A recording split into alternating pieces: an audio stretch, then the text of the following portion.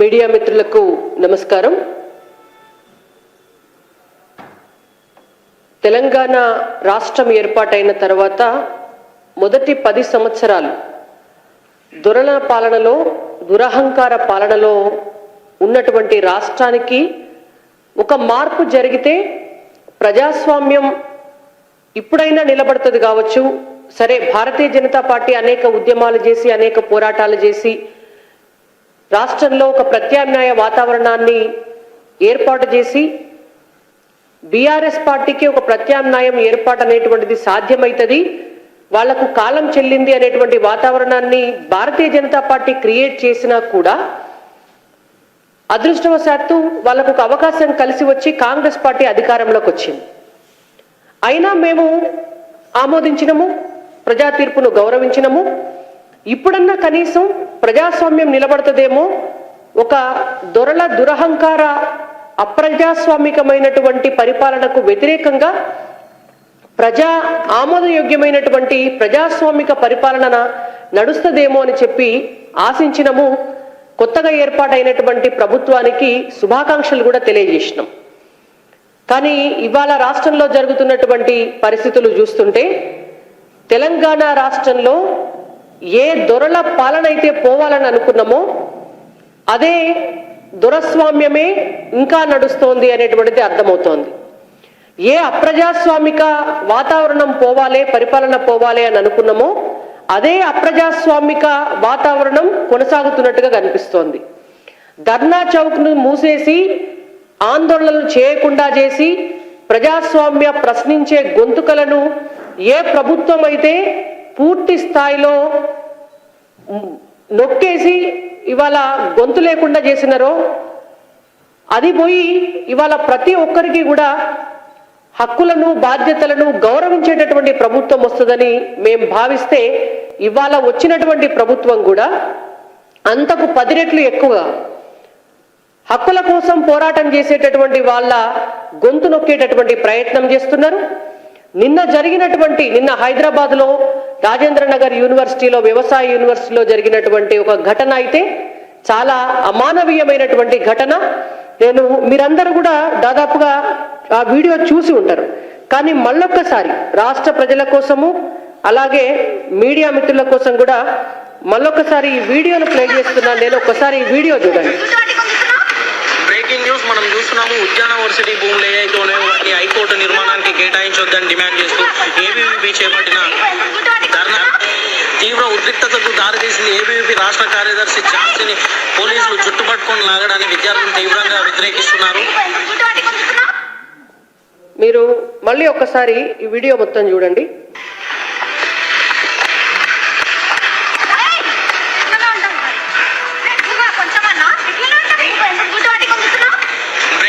మనం చూస్తున్నాము. ఉద్యాన వర్సిటీ భూములు ఏవైతే ఉన్నాయో వాటిని హైకోర్టు నిర్మాణానికి కేటాయించొద్దని డిమాండ్ చేస్తూ ఏబీవీపీ చేపట్టిన ధర్నా తీవ్ర ఉద్రిక్తతకు దారితీసింది. ఏబీవీపీ రాష్ట్ర కార్యదర్శి ఛాన్సీని పోలీసులు చుట్టుపట్టుకొని లాగడానికి విద్యార్థులు తీవ్రంగా వ్యతిరేకిస్తున్నారు.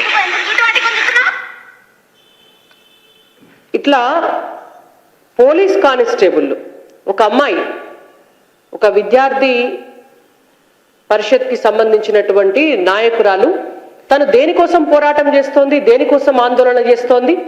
తెలంగాణ రాష్ట్రంలో ఉన్నటువంటి జయశంకర్ వ్యవసాయ యూనివర్సిటీ ఏదైతే ఉన్నదో ఆ యూనివర్సిటీకి సంబంధించినటువంటి ఒక 100 ఎకరాల భూమిని ఇటీవల రాష్ట్ర ప్రభుత్వం హైకోర్టు నిర్మాణానికి దఖలు చేయాలని చెప్పి ఒక నిర్ణయం తీసుకుంది. ఆ తీసుకున్న నిర్ణయాన్ని వ్యతిరేకిస్తూ యూనివర్సిటీకి చెందినటువంటి భూములు యూనివర్సిటీకే ఉండాలి, చదువుకున్నటువంటి పిల్లలకు ఆడ చదువుకునేటువంటి అవకాశం ఉండాలి. ఒకసారి 100 ఎకరాల భూమి చేయి దాటిపోయిన తర్వాత యూనివర్సిటీకి సంబంధించినటువంటి భూమి మళ్ళా తిరిగి రాదని కదా, ఆ భూమిని యూనివర్సిటీకే ఉంచాలి అని చెప్పి ఏబీవీపీ విద్యార్థి పరిషత్ ఆధ్వర్యంలో దాదాపుగా కొన్ని రోజుల నుంచి కూడా అక్కడ ఆందోళన చేస్తున్నారు. జయశంకర్ సార్ పేరు మీద పెట్టినటువంటి యూనివర్సిటీలా ఏ తెలంగాణ రాష్ట్రం వస్తే విద్యార్థులకు లాభం జరుగుతుందని, నిరుద్యోగులకు లాభం జరుగుతుందని, ఉద్యోగులకు లాభం జరుగుతుందని, తెలంగాణలో ఉన్నటువంటి రైతులు, మహిళలు, బడుగు బలహీన వర్గాలు బాగుపడతారని కోరుకొని జీవితకాలం కోరుకున్నటువంటి జయశంకర్ సార్ పేరు మీద పెట్టినటువంటి యూనివర్సిటీలో జయశంకర్ సార్ విగ్రహం ముంగడ కూర్చొని ఆందోళన చేస్తున్నటువంటి విద్యార్థులను అరెస్టులు చేసి చెల్లా చెదరు చేసి పాపం ఆ అమ్మాయి తప్పించుకొని పోతుంది, అరెస్టు చేస్తుంటే తప్పించుకొని నడుస్తూ రోడ్డు మించి పోతుంటే కూడా వెహికల్ మీద వచ్చి పోలీసులు జుట్టు పట్టుకొని మరీ కింద పడి లాక్డౌన్ తీసుకొని పోవటం అనేటువంటిది ఇవాళ ఎంత అరాచకము, ఎంత అప్రజాస్వామ్యము. మరి పోలీసులకు ఏమన్నా కాంగ్రెస్ పార్టీ ప్రభుత్వము ఇట్లనే విద్యార్థులపైన దాడులు చేయమని చెప్పి వాళ్ళకేమన్నా హక్కులు ఇచ్చిందా? ఇవాళ భారతీయ జనతా పార్టీగా మేము అడుగుతున్నాం. ధర్నాలు చేసేటటువంటి వాళ్లను ఇట్లా గొర్ర జుట్టు పట్టుకొని ఈడ్చుకొని గుంజుకపోమని ఇవాళ రేవంత్ రెడ్డి గారు చెప్తున్నారా పోలీసులకు? ఇవాళ మేము రేవంత్ రెడ్డి గారిని, ముఖ్యమంత్రి హోదాలో ఉన్నటువంటి వ్యక్తిని మేము ఇవాళ అడుగుతున్నాం. ఇదేనా మీరు పరిపాలించేటటువంటి పద్ధతి? అంటే ఇవాళ తెలంగాణ రాష్ట్రంలో ధర్నాలు చేయొద్దు, తెలంగాణ రాష్ట్రంలో ఆందోళనలు చేయొద్దు, తెలంగాణ రాష్ట్రంలో ఉద్యమాలు చేయొద్దు.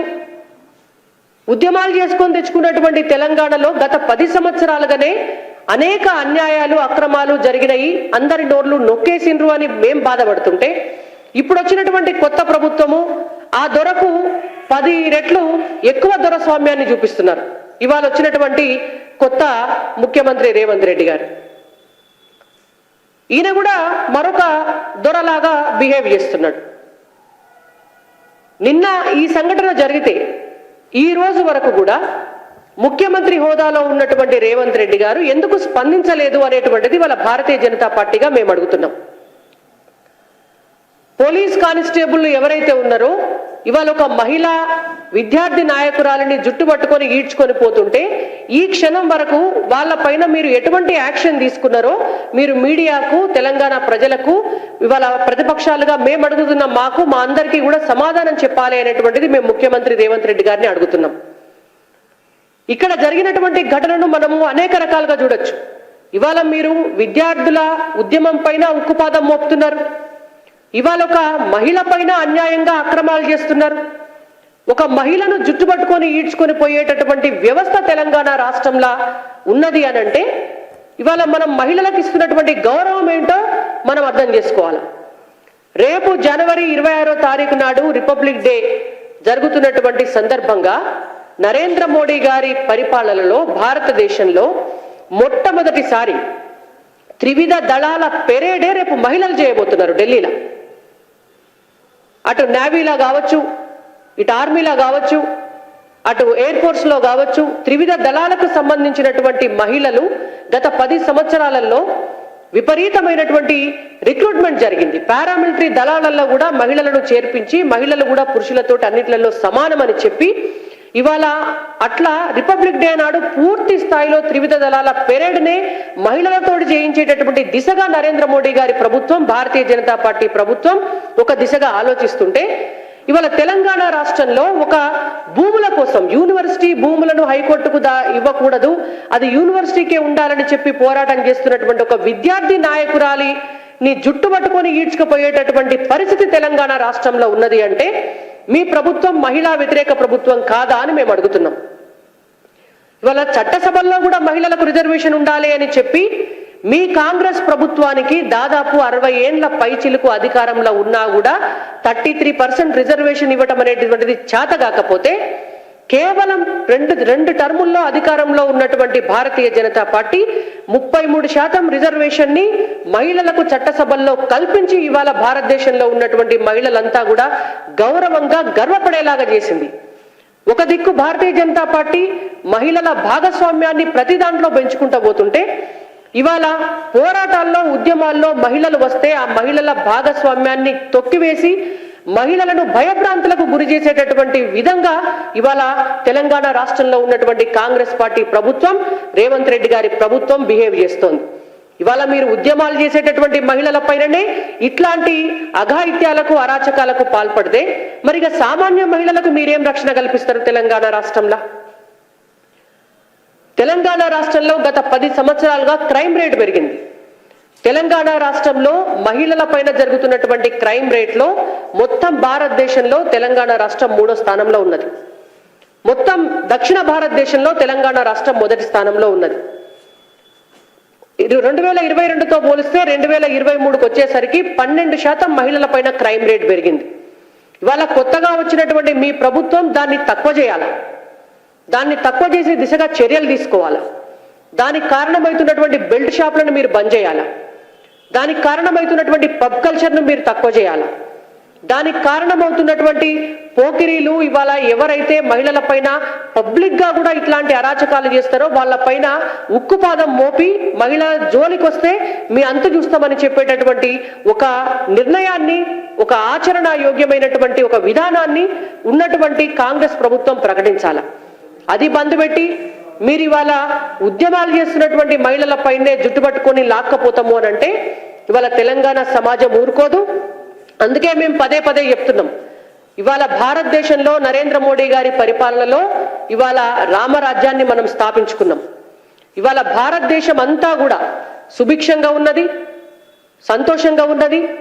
దేశ ఆర్థిక వ్యవస్థ కూడా చాలా అద్భుతంగా పురోగమనంలో ముందుకు పోతోంది. కాంగ్రెస్ పార్టీ అధికారంలో ఉన్నప్పుడు తుమ్ముతే ఊసిపోయే ముక్కులాగా ఉన్నటువంటి భారతదేశ ఆర్థిక వ్యవస్థ ఇవాళ ప్రపంచంలోనే 5వ సుస్థిరమైనటువంటి ఆర్థిక వ్యవస్థగా పైకి వచ్చింది. కరోనా లాంటి విపత్తులో కూడా అమెరికా, చైనా, రష్యా లాంటి దేశాలు కూడా అల్లాడిపోతే భారతదేశము 10 దేశాలకు అన్నం పెట్టేటటువంటి పరిస్థితిలోకి వచ్చింది. 100 దేశాలకు వ్యాక్సిన్ ని కూడా ఎగుమతి చేసేటటువంటి పరిస్థితికి వచ్చింది. ఒకనాడు కనీసం ఆర్మీల మహిళలు ఊహించుకోలేనటువంటి పరిస్థితి ఉంటే ఇవాళ ఆర్మీల పారామిలిటరీ దళాలలో కూడా మహిళలు వచ్చి రేపు త్రివిధ దళాలు కూడా మహిళా పెరేడ్ జరగబోయేటటువంటి పరిస్థితికి ఇవాళ భారతదేశం వచ్చింది. అటువంటి పరిస్థితికి బీజేపీ భారతదేశాన్ని తీసుకొచ్చింది. రేపటి నాడు మొన్న జరిగిన ఎన్నికల్లో కూడా నిజంగా తెలంగాణ రాష్ట్రంలో కూడా భారతీయ జనతా పార్టీ వచ్చి ఉంటే అదే రామరాజ్యాన్ని ఇక్కడ కూడా మేము భారతీయ జనతా పార్టీగా చూపించేవాళ్ళం. మహిళలు అంత గౌరవంగా, అంత సంతోషంగా ఉండేటటువంటి వాతావరణాన్ని క్రియేట్ చేసేవాళ్ళం. కానీ ఇవాళ మీరు అధికారంలోకి వచ్చిండ్రు. అయినా సరే మీకు మేము సూచన చేస్తున్నాము, మీకు మేము హెచ్చరిక కూడా చేస్తున్నాము. మహిళల పట్ల మీరు ఇంత అమానవీయమైనటువంటి ఘటనలు జరుగుతున్నా కళ్ళు మూసుకొని చూస్తూ ఊరుకుంటే భారతీయ జనతా పార్టీ ఊరుకోదు. ఇవాళ నిన్న ఏబీవీపీ నాయకురాలపైన జరిగినటువంటి దాడి ఏదైతే ఉన్నదో దానికి కారణమైనటువంటి వాళ్ళపైన ఇమ్మీడియట్ గా తెలంగాణ రాష్ట్ర ప్రభుత్వము, ఆ రాష్ట్ర ముఖ్యమంత్రి రేవంత్ రెడ్డి గారు ఏం చర్యలు తీసుకుంటారో ఆ చర్యలు తీసుకోవాల్సిందే అని మేము డిమాండ్ చేస్తున్నాము. ఈ ఘటన పైన పూర్తి స్థాయిలో ఎంక్వైరీ కూడా చేయాలి అని చెప్పి భారతీయ జనతా పార్టీగా మేము సూచన చేస్తున్నాము. మీరు చేయని పక్షంలో భారతీయ జనతా పార్టీ ఈ అంశాన్ని చాలా సీరియస్ గా టేకప్ చేస్తుందని చెప్పి కూడా రేవంత్ రెడ్డి గారికి మేము హెచ్చరిస్తున్నాం.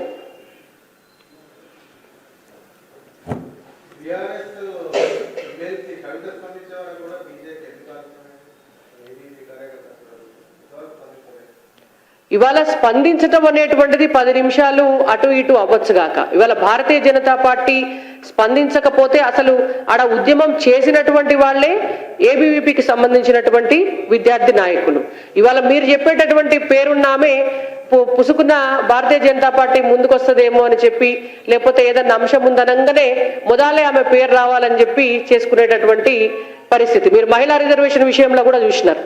కాబట్టి ఇక వాళ్ళు ఎవరో స్పందించిండ్రు మాకంటే ఒక 10 నిమిషాల ముందు అన్నంత మాత్రాన ఇక్కడ అయిపోయేది ఏం లేదు. స్పందించడం ఒకటే కాదు, స్పందించిన తర్వాత కార్యాచరణ ఏం చేస్తాము అనేటువంటి దాన్ని బట్టే మనం చేసేటటువంటి పనికి ప్రజల దగ్గర నుంచి కూడా ఆదరణ వస్తుంది. కాబట్టి మాకు ఇంకొకరితోటి కంపారిజన్ లేదు. నిజంగా మీరు అన్నట్టుగా బీఆర్ఎస్ పార్టీ నాయకురాలకి నిజంగా అంత చిత్తశుద్ధి ఉంటే బీఆర్ఎస్ పార్టీకి సంబంధించినటువంటి మాజీ ఎమ్మెల్యే పైన ఒక మహిళ తనను లైంగికంగా వేధిస్తున్నాడు ఆ ఎమ్మెల్యే అని చెప్పి ఢిల్లీలో ఉన్నటువంటి తెలంగాణ భవన్ ముందు ధర్నాలు చేసింది, హైదరాబాద్ లో ధర్నాలు చేసింది, ప్రగతి భవన్ ముందు ధర్నాలు చేసింది, ప్రెస్ కాన్ఫరెన్స్ పెట్టి ధర్నాలు చేసింది.